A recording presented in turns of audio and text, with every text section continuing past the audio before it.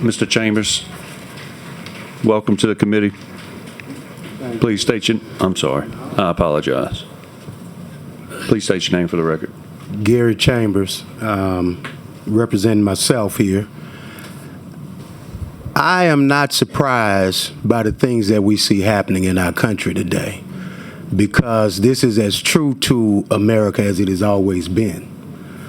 I was born in 1985. I'm 40 years old. A lot of times when we talk about this history, we like to go back to the 1960s, the 1800s.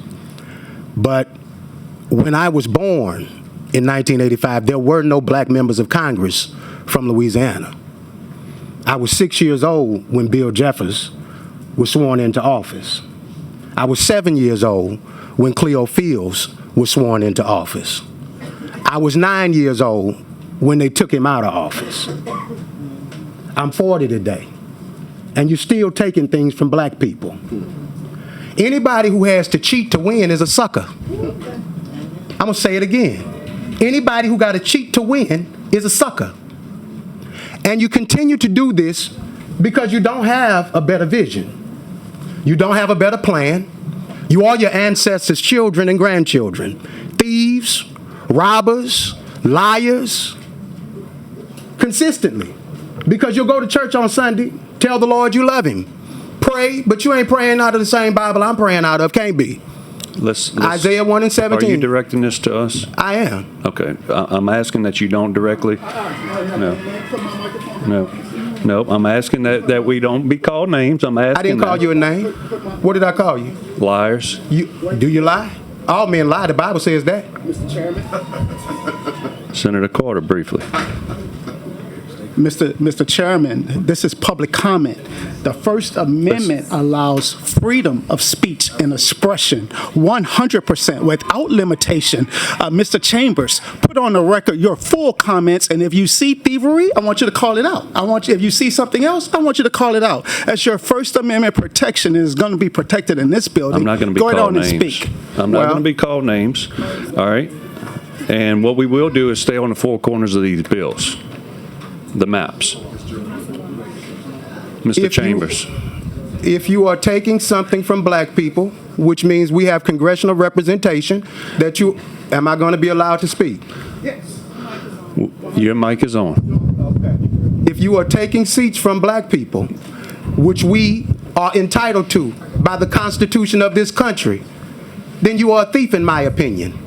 And I'm entitled to that opinion. I will not be and called any a thief. senator, if you're offended by it, that's on you, not me. Right.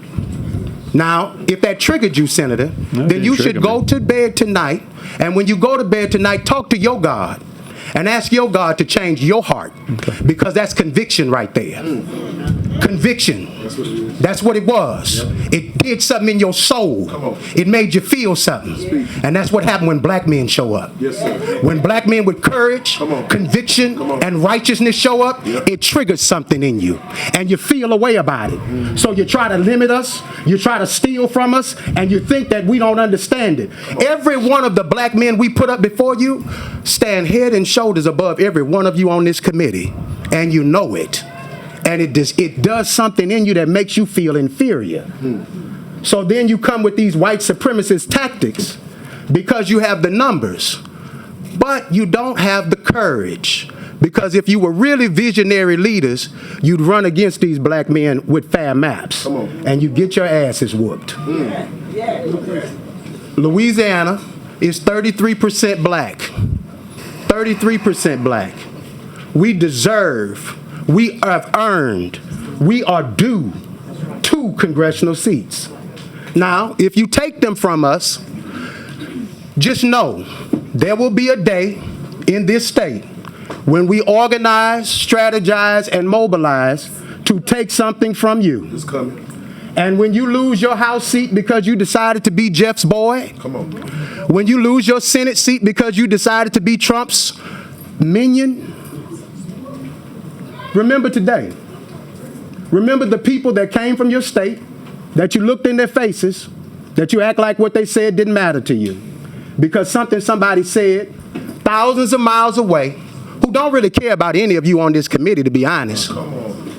Nobody in that conservative party in D.C. cares about any of you on this city committee other than the fact that you have the ability to take something away from black people. And if you were anything like what America should be, you'd find some courage.